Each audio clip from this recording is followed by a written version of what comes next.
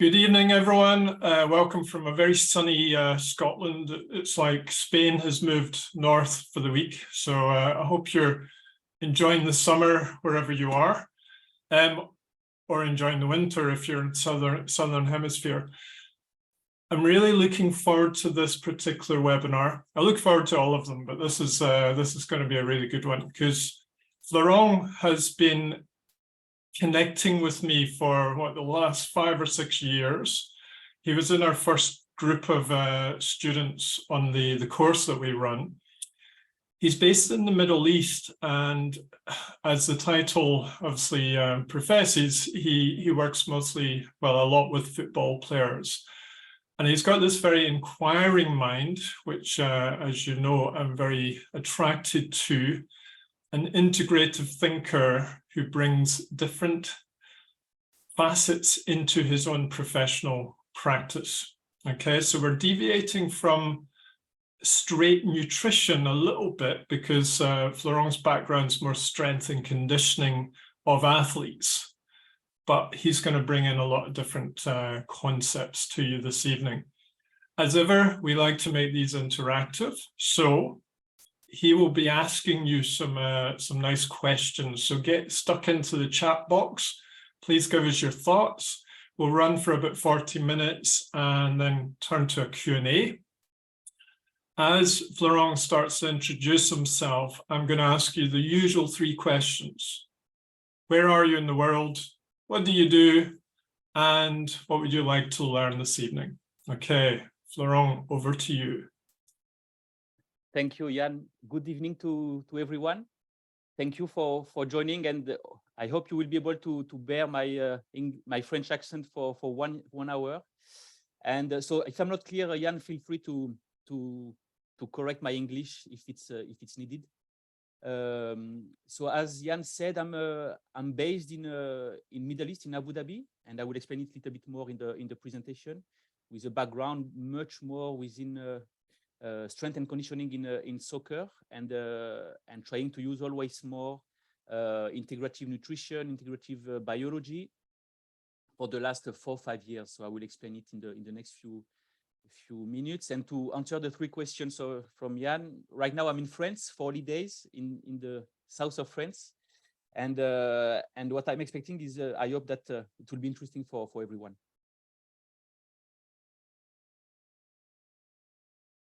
I can start, Jan, with the presentation. Yeah, on you go. Perfect.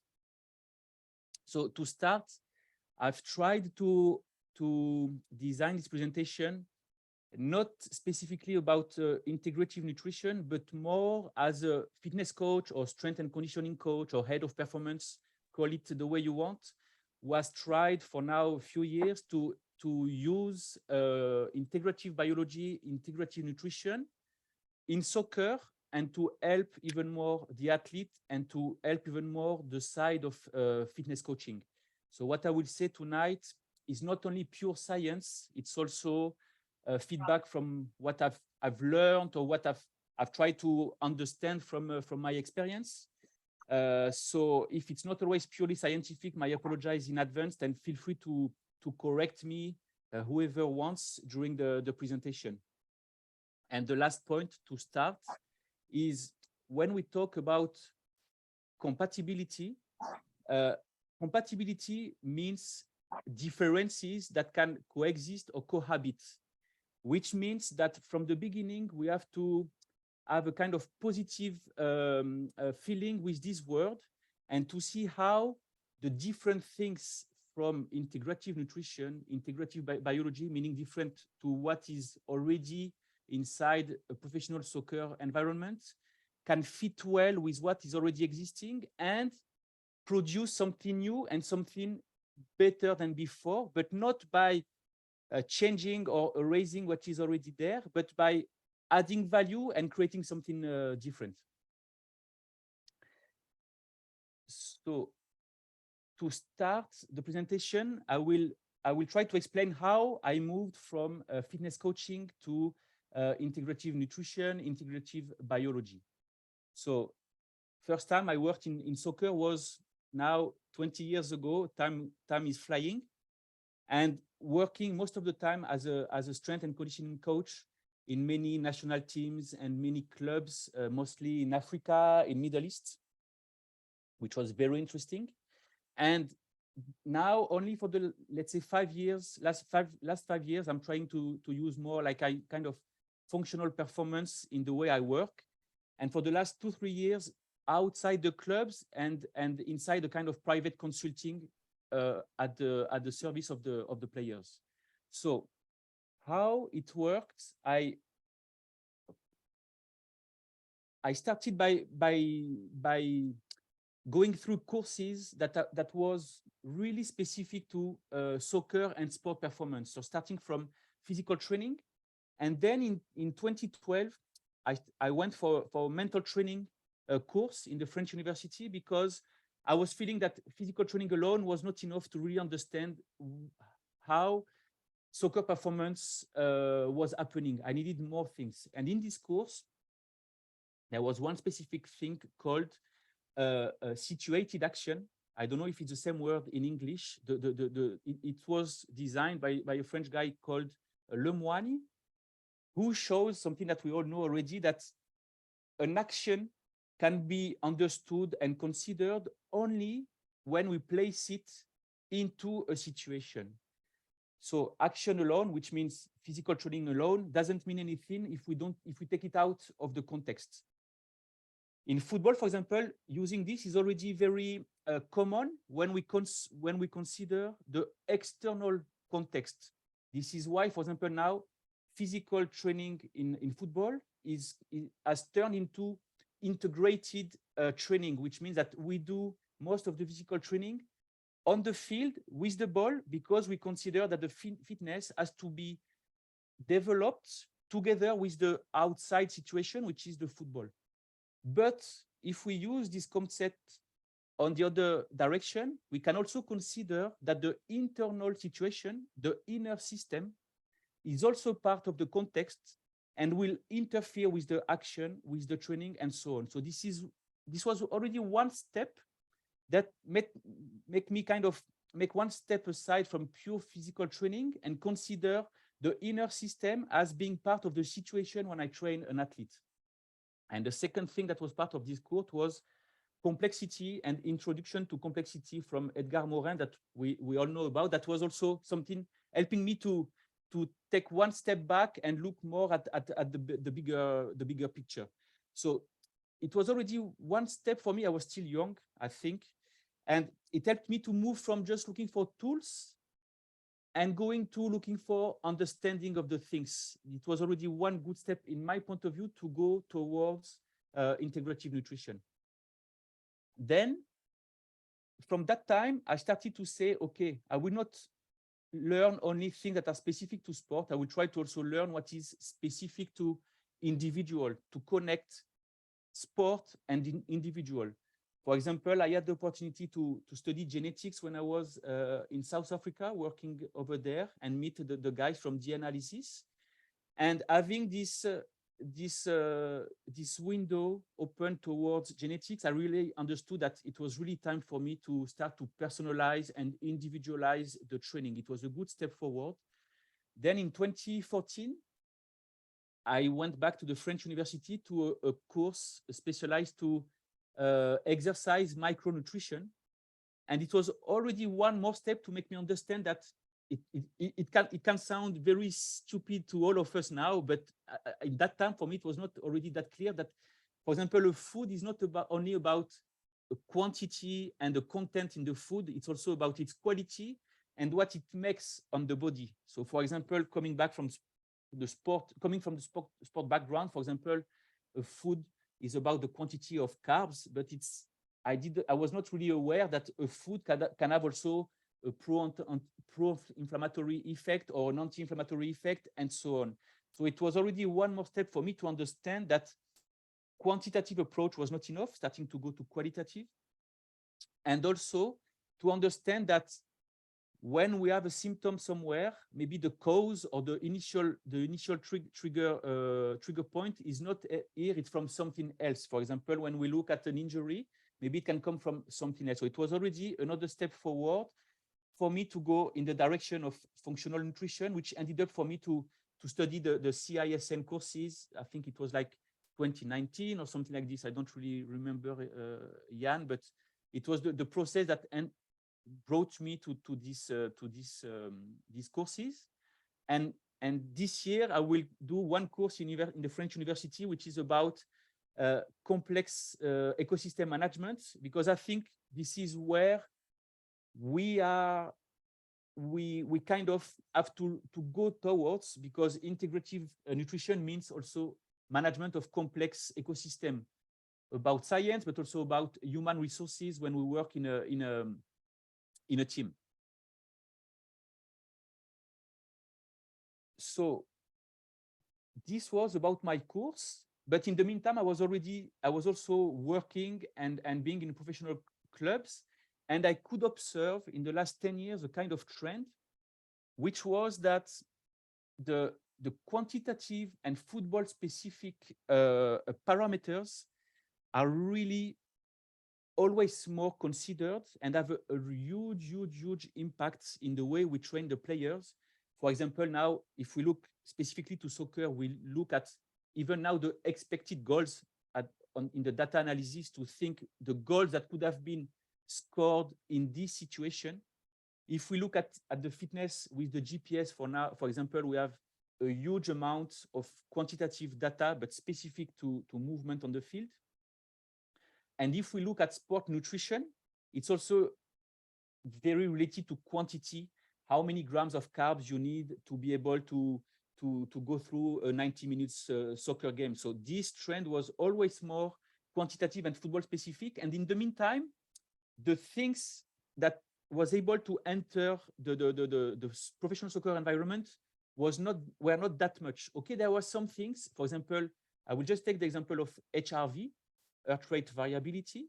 But in a way, HRV, which is a very integrative, complex data and qualitative data, because it depends on many parameters, it ended up in the football environment being used as a kind of quantitative data, which means that if your HRV result is not the one that you are supposed to have, we will decide that you train or you don't train, which means that the variable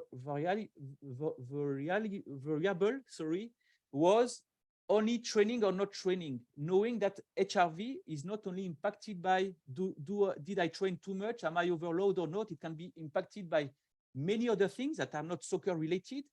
And maybe we can even imagine that by thinking this way, we was going to take the wrong decision, because maybe a player can have a bad HRV result for a personal reason outside football that's bringing a lot of stress, and that maybe the only moment that could bring him good moment and things that will rebalance the nervous system could have been the training session. So by changing or modifying the way we use this kind of very good data, we ended up turning it even more quantitative, even more football specific, and maybe in a wrong way that was always more doing that, which the athlete was the subject of soccer. And we cannot only consider the soccer player being the subject of soccer, even if he's professional and paid by the club, because things are not only related to football, it also depends on the human being, especially when we consider soccer training, which is football specific. We want to improve the fitness condition. We want to improve maybe also the cognition of the player in sport specific situation to improve the sport specific action on the football field.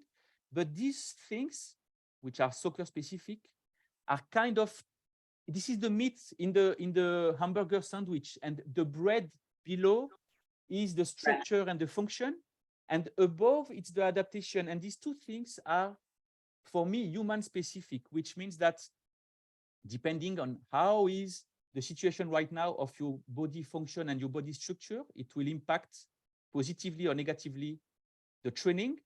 And after the adaptation from this training, again, is back to being something human specific and specific to your current biology. So you cannot separate these two dimensions, but the trend was an increasing gap between football specific and human specific, knowing that in my point of view, these two things should be moving in a parallel way and consider the sportsman in between his human side and his sport side.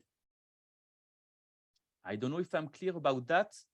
So it was just to give you an idea of how I ended up thinking about using integrative nutrition into my soccer environment. So I don't know if this leads you to already any comments, or if on your professional side you saw a different trend, because my trend is based also on what I lived on my side in a specific environment. Maybe in UK it could be different, in other countries. So feel free to let me know. Thanks, Florent. I love that message about the human and the performer. So, guys, we all have different experiences. So plunk a few things in the chat box, anything you've experienced about trends you've seen, patterns within sports nutrition and sports performance, and, you know, maybe some good stuff that you're starting to see as well.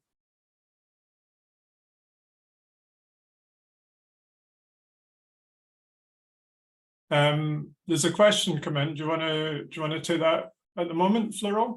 Yeah, anytime. Okay, so from Scott, are you seeing this with older professional footballers, or is that something you're seeing at all age and stages in academies? It's a very interesting question. When I was working full-time in the clubs, I worked only in the first team, never with the academy. But now in our private consulting, we also have players coming from the academy levels, and it's the same trend, and maybe sometimes even more, because there is a huge competitive context in the academy, because only a few players can go through the academy and reach the first team level. So most of the time they really focus on the soccer side and on kind of shortcut or short-term solution that could be proposed to the players. So I would say that the trend is quite similar.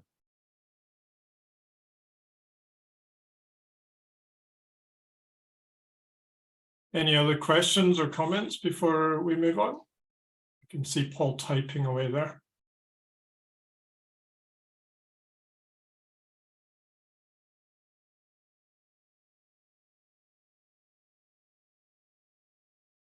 Feel free to move on if you like, and I can jump in with another question. It's up to you. You're the boss. You tell me, Ian. Yeah. Oh, Paul's has just come in.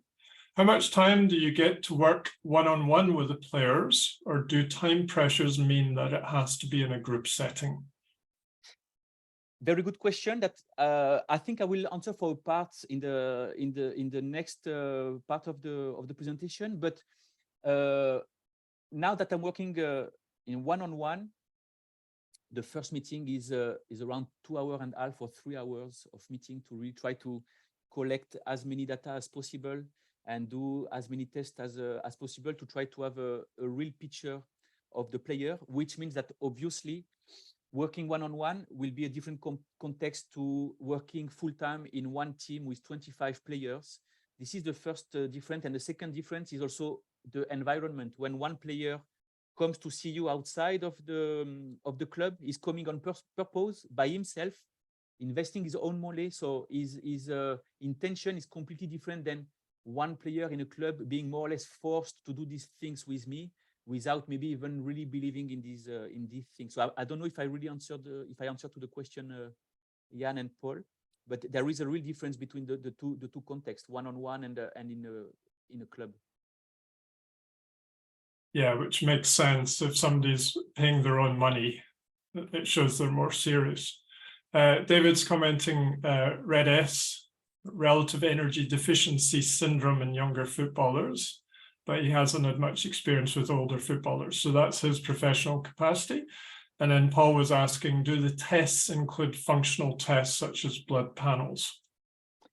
So far, what I do with the players is much more, the step one, I try to always have the genetic test the stool test for the gut health and the organic acids to see how is the metabolome also. So these are the three things that I try to do. For the blood tests, it's something that I would like to do, but for kind of practical consideration, it's a little bit more difficult for me to do it with the players. But that would be great to do it also, for sure. Okay, you want to move on to the next bit? So once I've explained the pathway, I will try to go more now in depth with the compatibility, which was the central topic of the presentation. So talking about compatibility, I will try first to talk about compatibility with fitness teams of football, and then the last part will be compatibility with the football environments and working in a teamwork. So on that first side, I will try to take the example about to see what I'm trying to work on now with the athletes, and using the example of this article just to show that it's about triathletes, which means that having articles related to these things in football, I don't find, which means that there is still a huge work to be done with the professional soccer environment, knowing that it's a huge business, a huge industry, and I don't have data related to it.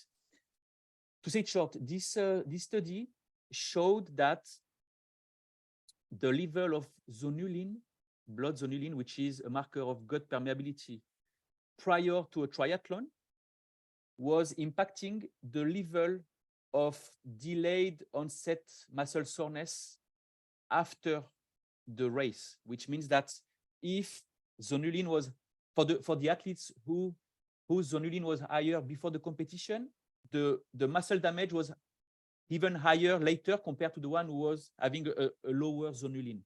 I can use it here because muscle damage comes from from eccentric exercise that we have in the running in triathlon, but in soccer we have a lot of eccentric concentration also, with all the change of direction, with the stop and change and accelerate and stop, the jump and so on. So when we use it, it's an example to show that I think that we can use integrative nutrition and integrative biology in football on a two-dimension, which is first short-term and adaptation, because in soccer, what we do, we train to reach physical adaptation on the short term. But in the same time, we have to try to be able to train as much as possible, because we also know statistically that the teams, most of the time, that win the leagues in the top 5 league in Europe are the one which have the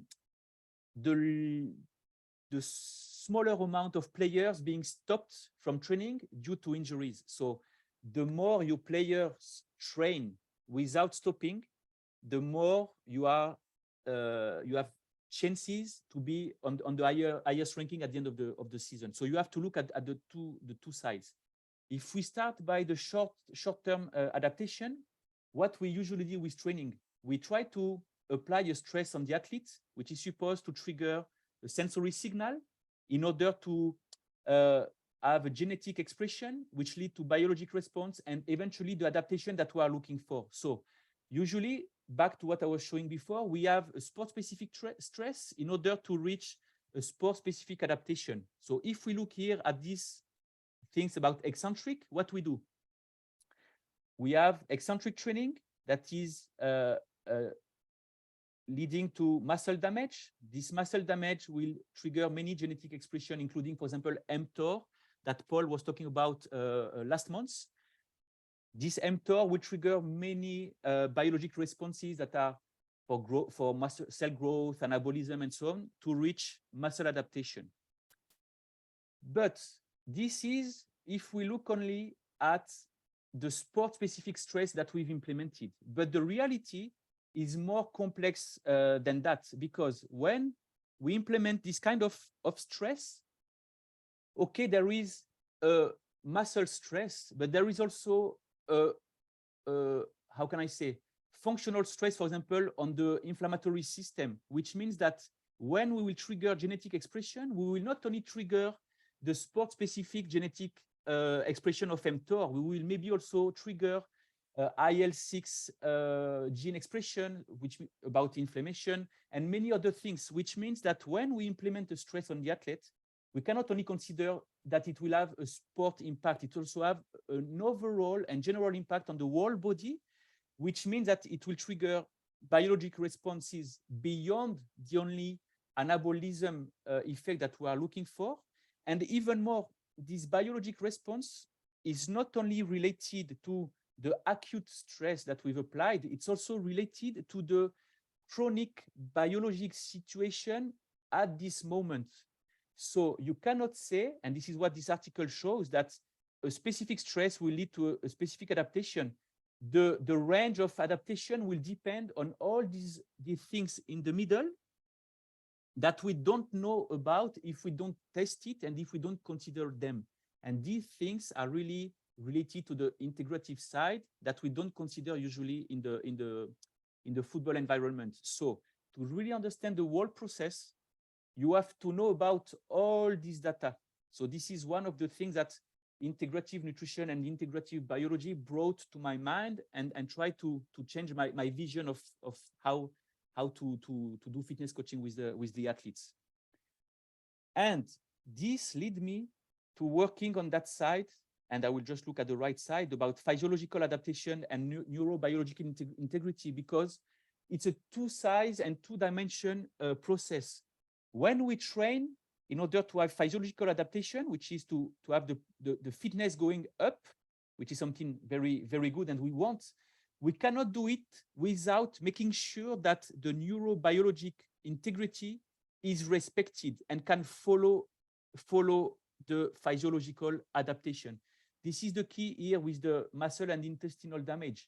If we ignore the fact that maybe the intestinal damage is growing up session by session, we will have maybe a short-term fitness improvement that will end up with long-term or medium-term health injuries, issues, even if health is a word to use with cautious, that will also make that the fitness will go down. So I don't know if I'm clear with this, kind of design, but you cannot only consider fitness adaptation because it means nothing if it's not followed by also respecting the biological integrity, which means that to surpass oneself, to surpass your liver, you also need to make sure that you achieve yourself in the same time, to respect your own integrity. Jan, tell me if my English is kind of understandable or not. I'm following you well, but anyone feel free to just ask extra questions for clarity if you would like to.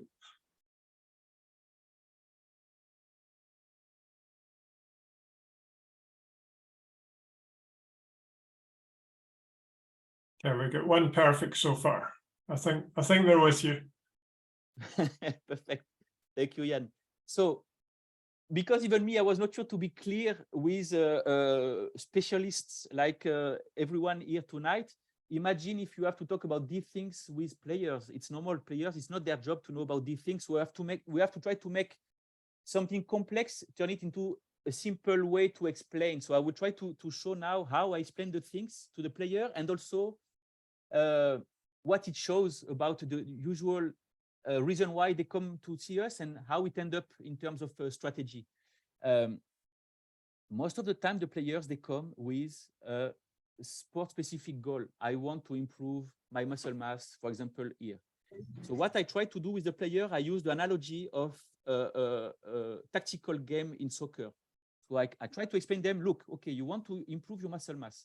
The scorer, the guy who will score for this is called MPS, muscle protein synthesis. This guy, he cannot score alone. He needs partners to give him the ball. And so, for example, he needs protein. He needs carbs also for anabolism. Maybe he needs also good sleep because this is when you build your muscle. You need good balance in your nervous system. But if, for example, you try to have a diet that is not well balanced about with a lot of refined carbs, maybe low fiber diet, it can trigger gut issue, gut dysbiosis that can impact a neurotransmitter that is key for your sleep. And if you don't sleep good, and don't have a deep sleep, you cannot be really anabolic, so you cannot build muscle. So when a player comes for a sport-specific goal, most of the time we end up with trying to set with them a kind of intermediate goal that will be more functional specific. I try to make them understand that the same as some coaches in football, before wanting to score offensive goals, you have to make sure that you will not receive defensive goals. And most of the offensive goals are soccer specific and the defensive goals are functional. So from there, let's try first to fix the quality of your carbs, the amount of fibers that you take, that maybe will help to fix the issue that you have here, maybe with your gut.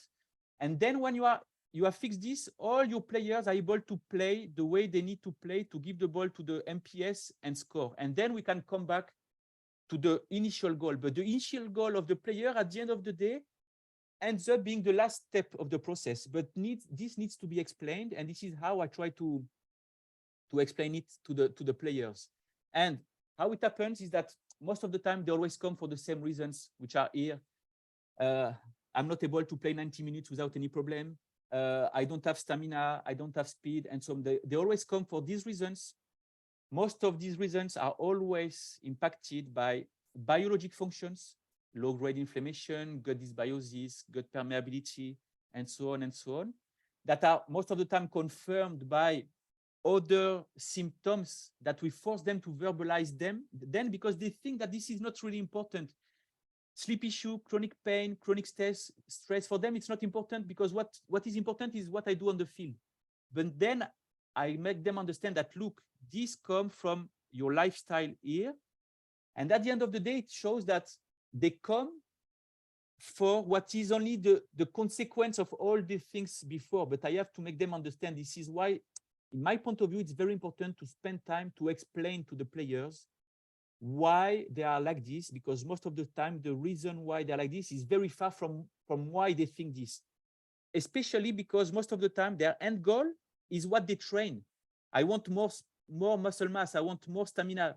How do you do it? Usually by training, but we have to make them understand that no, maybe it starts from your lifestyle that impacts your biological function and end up by impacting your goals or your symptoms. So I have to end up with a kind of very analytic and simplistic strategy. We start from lifestyle to biology to goals, but sometimes you have to make complex situation simple to make it clear. So this is more or less the way I try to explain the things to the players. So this was kind of the end of the second part to show how, for me, integrative nutrition and integrative biology is completely compatible with what we are looking for in fitness coaching, and how we can try to make it understand to the players because it's far to the kind of common language that they hear in their football environment. So I don't know if you also have some comments. Feel free to go forward. Yeah, we've got two questions that came up that's not related to what you just asked. Do you want to take them now or do you want to leave them to the end? Really up to you, Jan. I'm open. Yeah, okay. All right, so first one, how do you see all this being applicable to junior footballers, so high school age? I see issues with bone growth, pains, exhaustion, psychological stress, etc. Would you, or how would you adapt according to the age group or any other advice? Very good question. So, and I will answer based on my own experience also. So, 39% of the soccer players who come to see us for the meeting number 1 are under 21, which came to my kind of surprise to me now that I looked back to what we've done so far, which means that there is already a growing interest from the youngest player into these things. The reason, I don't have the reason about that. Maybe it's because they see their role model, other players in their team already working with us, and it makes them understand that maybe the earlier you start, the better. Maybe there is also a society concern about food quality, environment, and so on. So this, I don't know. But what I can say already is that the young player are very receptive to this kind of message already, without really having to change the way I speak to them. They are already able to understand the same kind of language from the moment that we make it simple and understandable.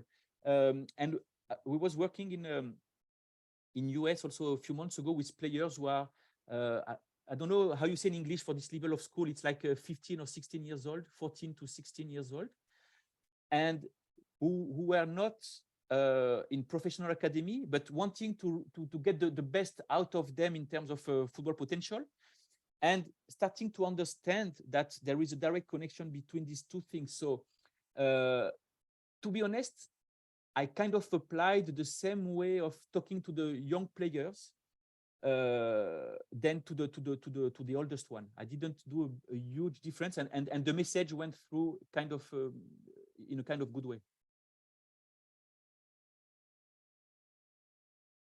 Yeah, I'm going to hold Scott's question to the end. Reese said one concern of mine would be that there's a culture of drinking alcohol in lower level football. And then Paul's asked, do you look beyond the science and address the player's lifestyle, friends, peer pressure, etc., the whole of the player's ecosystem, as he calls it? Have you noticed any difference in compliance to the ideas put to the players between the Middle East and Europe? So about alcohol, to be honest, as you know, in the Middle East, I will not have this issue about alcohol, because for the Muslim religion, they don't drink alcohol. So I don't have this issue.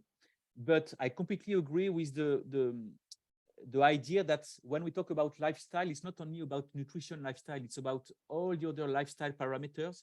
I centered here about nutrition because it's about integrative nutrition, but I completely agree with you that you cannot ignore mindset, you cannot ignore the social environment, you cannot ignore personal history, and so on. So we consider all these parameters also in the first meeting, and based on the first level of answer, then we see if we have to go deeper into the topic. Okay, so get going with the next section, and we've got a couple more questions when you finish up. Great. So it will be the last section now. It's about, is integrative nutrition compatible with the soccer environment? Because we have to be honest with ourselves. So far, integrative nutrition, integrative biology is not already very common in the professional soccer. So we'll try to see if there are good reasons for that. Me, I don't think so. And see then how maybe we can help this situation to improve. When we talk about is it compatible, it's a first level is it compatible with the daily things that we have to do in a professional club, which is first, how can we help training adaptation? And the second slide will be, how can we help maybe decision making? Because football environment is every day, we have to take many decisions, maybe sometimes on the short term, and then go ahead. So if we start with, can we help training adaptation?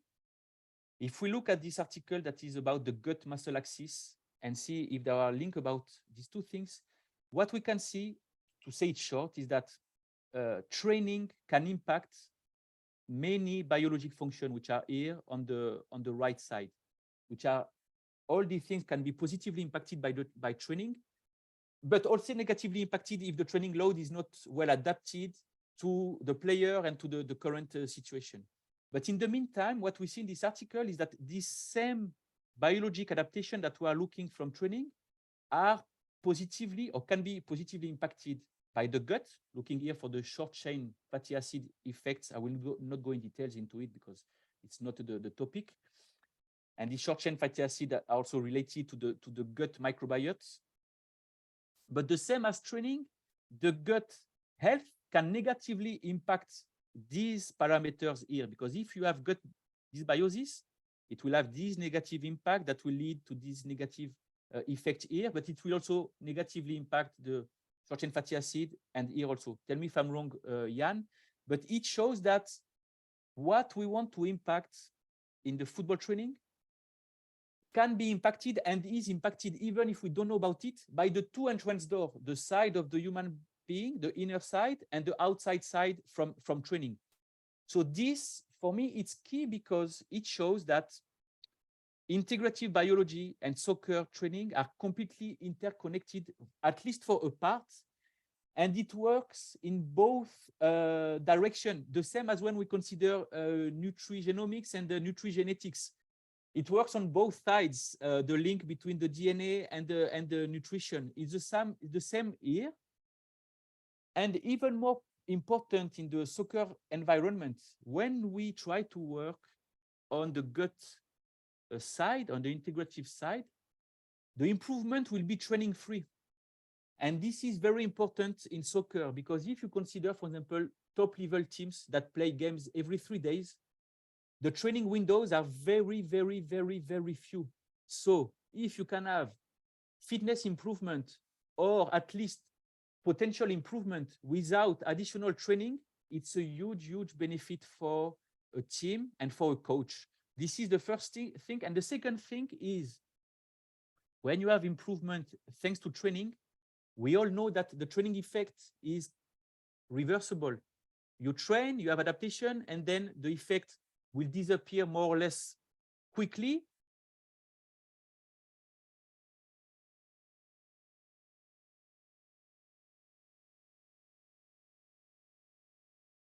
The effect will come back. But if you set the good lifestyle on the long term, the training-free improvement will last and still without having to train. So for me, this is a key reason why integrative nutrition, integrative biology has full space and full legitimacy to be in the soccer professional soccer environment. Then about decision making, and I will try to go fast on this also. For example, if we look also in the professional environment on sport-specific science, and when we train, we want to improve aerobic potential by having mitochondria biogenesis. We know that science has shown that if you train without carbs, so with running on fats, it will upregulate PGC1 alpha expression, which is a kind of a master regulator of mitochondria biogenesis, which is supposed to improve the aerobic potential. So this would lead us in the decision in the club to say, okay, this training, we will do it low glycogen without having carbs before and during the training. So this is when you take the decision only based on sport-specific science.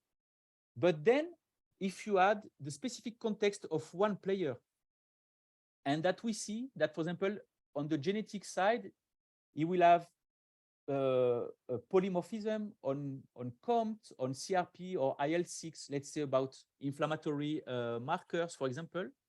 That his biology also shows pro-inflammatory imbalance, HRV imbalance, maybe cortisol markers that can make us think about chronic stress situation, or maybe overload, or maybe inflammation, or maybe immune system, how can I say, deficiency.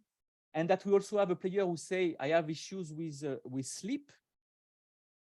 Are we going to favor the short-term adaptation side, which was I was talking about before, or are we going to favor long-term prevention to make sure that, okay, maybe we'll have a little bit less short-term adaptation, but we'll make sure that this player will be able to train again tomorrow and after tomorrow and for the next few weeks.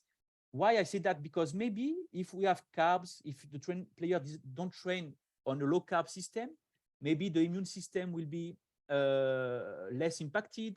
The inflammation response after training will be less. Maybe by having more insulin, we'll have less cortisol, so less stress increase. I say it's a kind of wrong. No, it's not a real example, but these things are true to say that when we take the decision in a club, when we bring in the integrative nutrition parameters, then the decision making can be completely different but still in respect of what is the end goal of soccer staff, which is short-term adaptation and long-term prevention. So by bringing it in a soccer environment, we don't modify or disturb or bother the already existing equilibrium in the way they think.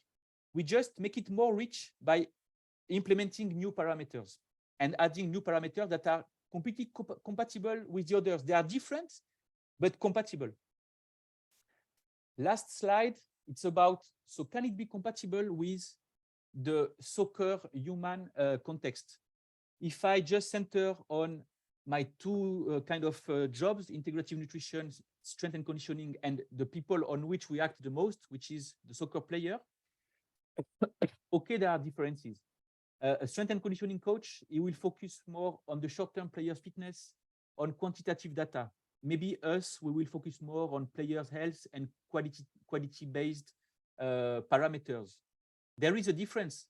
And for me, it's good because if it's different, it means that we can combine something that will be more rich than what is already existing. On the player side, they are used to execute the strategy that the medical staff, the technical staff, the physiotherapy staff will implement on them for 2 or 3 hours. They are here, they do what they ask them to do. When we bring in integrative nutrition, maybe we have to be somebody who will be more proactive, more responsible of what he's doing within 24 hours. So it's already another difference. But it also means that maybe we'll move from taking care of only 2-3 hours of the daily life of an athlete and turning it into 24 hours. Another difference is that most of the time in a club, we are in a kind of binary vision, injured, not injured, healthy, not healthy. And the reality is a bit different. It's not because you are not injured that you are fully fit.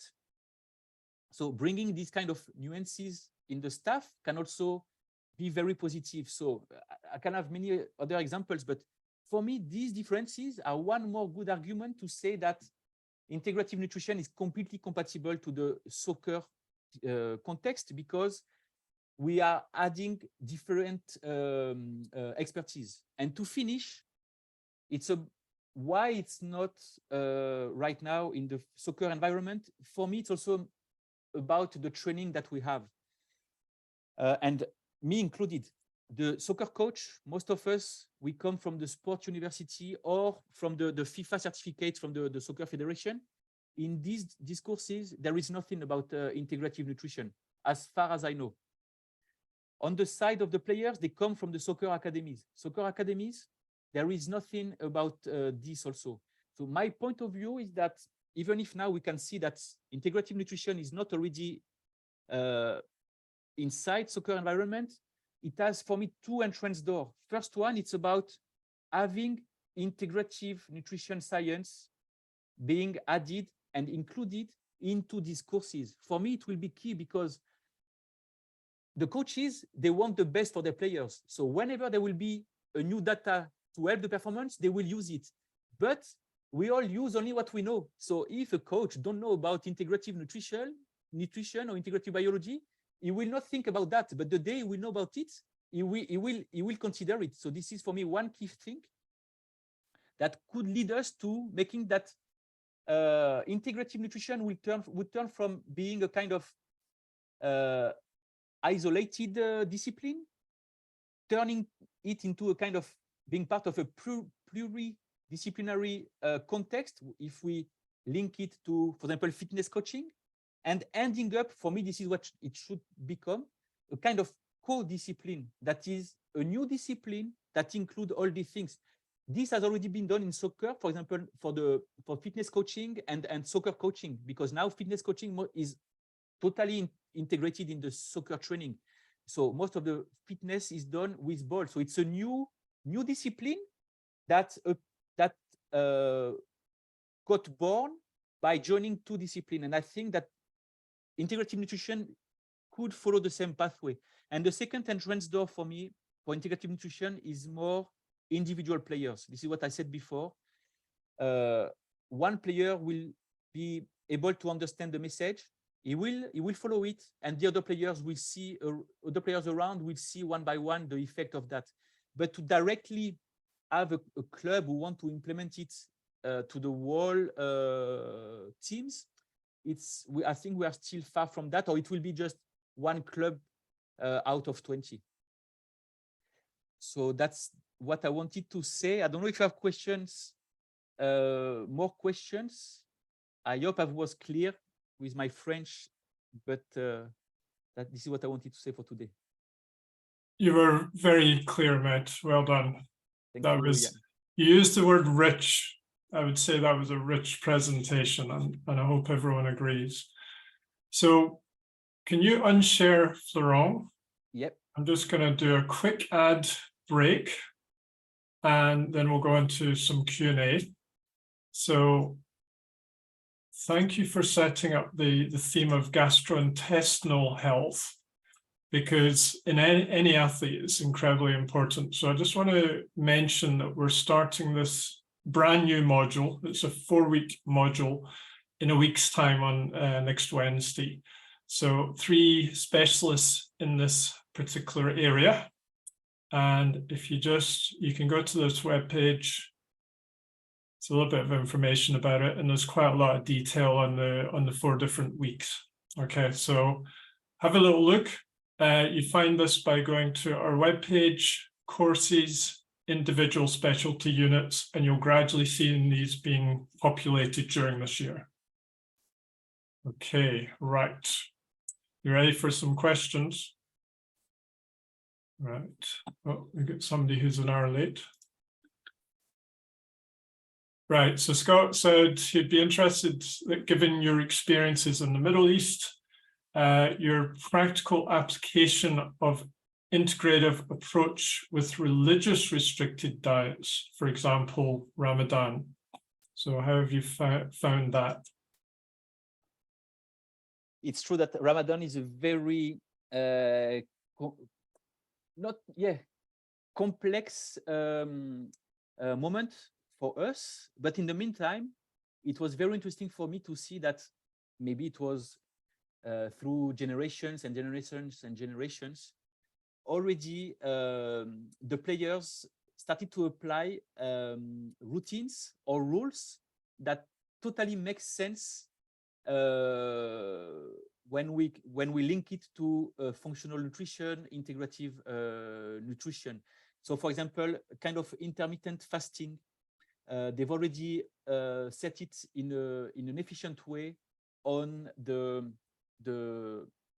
eating time window that they have every day. So some of the things I didn't have to change regarding to that with the players. So this is one of the things that I think is very important for us to know, is that most of the times players, they are smarter than what we think, and they most of the time they've already found solutions to their problems, but they need the confirmation from an external eye that will tell them, yes, you are right, because they need to be reinsured. So this is one side to say that the player also sometimes, and most of the time, they also have already the solution to their problem. Then about how to deal with this, the problem is less in UAE because they change the game time. So for example, in Europe, when you have a Muslim player, maybe in the Premier League, he will still have to play a game at 1 p.m. or 2 p.m. And I didn't have to go through this kind of difficult situation, because here in UAE, when it's Ramadan, the game starts at 10 p.m. So the player, he has time after the fasting hours to have already a first snack, maybe to readapt his digestive system to receiving food and liquid, and then another meal to start to be a little bit more rich in terms of calories, but with the right type of food items and so on, and then be able to fully perform during the game. So far, I didn't see any increase of injuries or decrease of performance during the Ramadan, but because they adapt the league schedule to these parameters. So I would be a little bit pretentious to say that I would be able right now to know how to do it in Europe, because I didn't try to do it. So maybe I should have to think about that. So I don't. It's a kind of not incomplete answer, but they make my job easy there because they change the schedule. Thank you. Okay, so Catherine said, you mentioned stool testing, which I presume is used to measure the metabolomics and microbiota. Which metabolites are of interest and what is considered as the optimal microbiota composition? So that, I mean, that's quite a specific question, but see how you can get on with answering that. So I use the GI map test, and now with a little bit more data, the parameters that makes the more sense so far are not individual bacteria and so on. First, because I'm not sure that, at least at the level of my knowledge right now, I'm not able just by one bacteria or one dysbiotic bacteria or commensal bacteria to say the issue is this or that.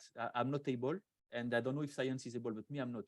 But more general data like the zonulin marker, the anti-gliadin marker, the calprotectin marker, the secretory IgA marker, and also the elastase marker for the digestive enzyme are very interesting for me, and most of the time can be connected to the symptoms or the clinical reason why the players will come to see us. So right now I'm not able to say this bacteria means that, but for the more kind of biologic marker, it really makes sense. And to be honest, with the players here in UAE, most of them have already high zonulin markers, low elastase marker, low or very high SIGA marker, or also for glucuronidase, which is related to dysbiosis. I have a lot of players who have high glucuronidase result. Yeah, and you need to work on all those markers and effectors of those markers to balance the microbiome as well. Okay, so Paul asks, do you come under pressure from the team manager and coaches to prove that your interventions will improve results? A good question that start to go to the polemical side that I will try to avoid as much as I can, but I will answer. From right now, in what I do, working on one-on-one, I don't have this issue because the players, they come by themselves, they pay by themselves. I don't have right now direct contact with the clubs, which for me is a pity. I say to the players that I can be in contact with them, but I don't have this kind of contact so far. But when I was in the club full time 3 years ago, when I joined the club, I joined because the coach asked me to join because he was convinced about what we all do, all of us present right now, because he saw the effect on one player. So when you have the full support from the coach, the team manager will not say anything.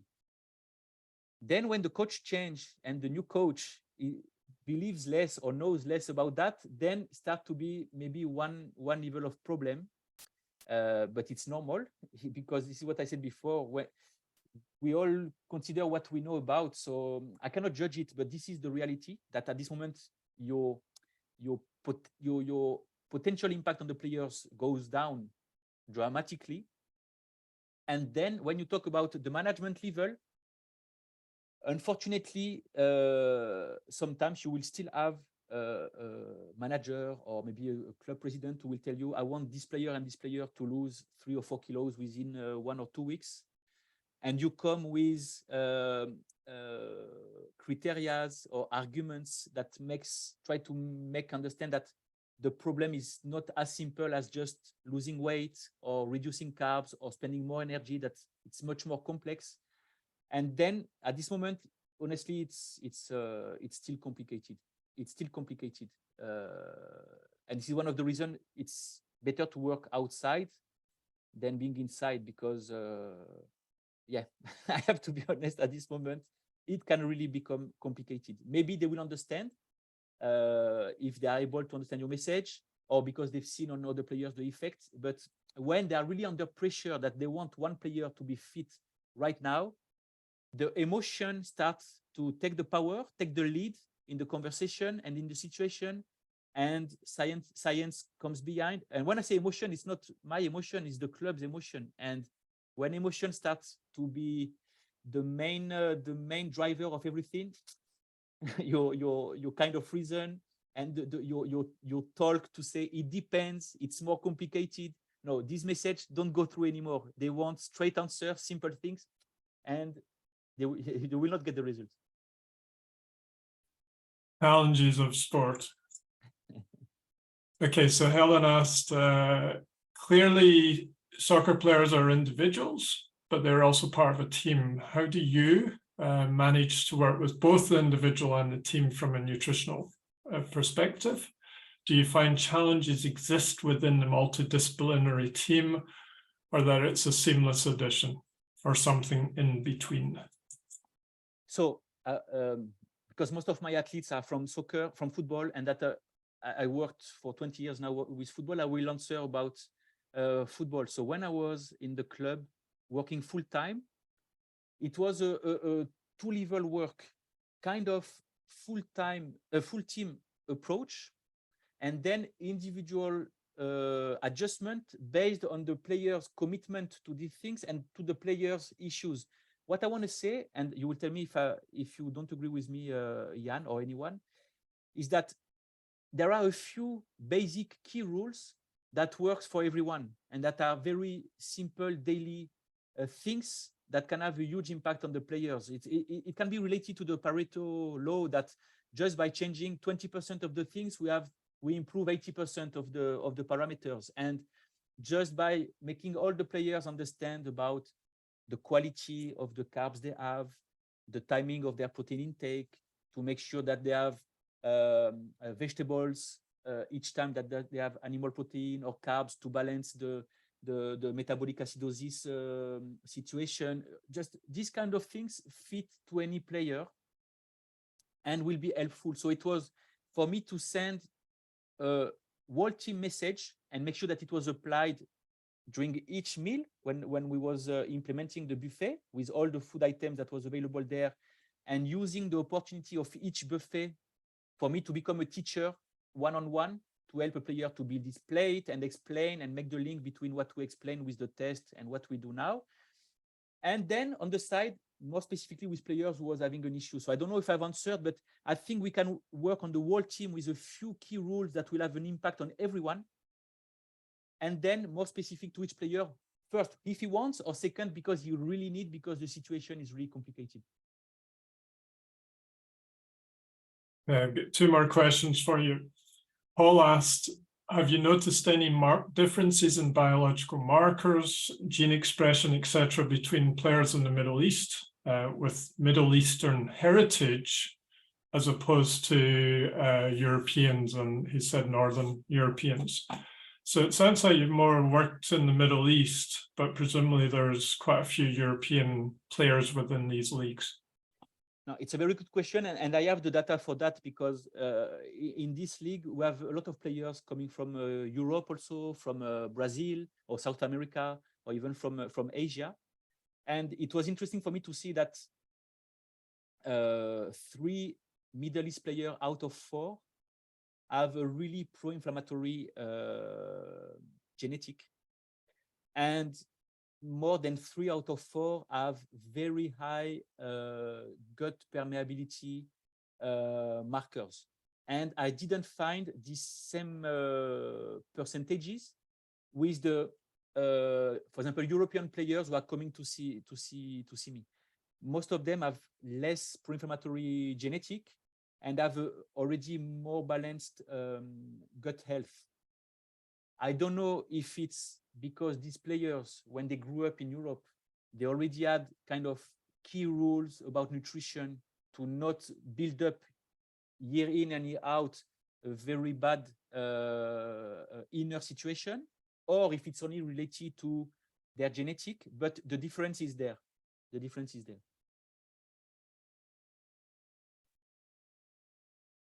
And then Scott asks, are there any considerations around players' positions and nutritional requirements? For example, do goalkeepers have the same nutritional needs as midfield players? Very good question also, and we can make a difference by position, and even more especially for the goalkeepers. But I will be honest, the day that with a player you reach this topic, it means that you've already fixed many other things before. And with what I see with the players I have, is that for most of them, we have to start with step one. How do you build a plate? Do you understand that a food item has quantitative values, but also qualitative impact on your body, and educate the players? And then when you reach the point that you have to make these adjustments, it's really that you have already built a very, very strong foundation of the pyramid. And I've reached this point only with a few players. To be honest, with the goalkeepers, I have to do a little bit more differentiation. But with most of the players, I didn't reach that point of individualization. Because I think that you will have more impact by fixing the foundation than going into these details that are important. But if you do these details without making sure that the foundation is built, the benefit will be less. Thanks, Florent. You did a good job there. That's all the questions.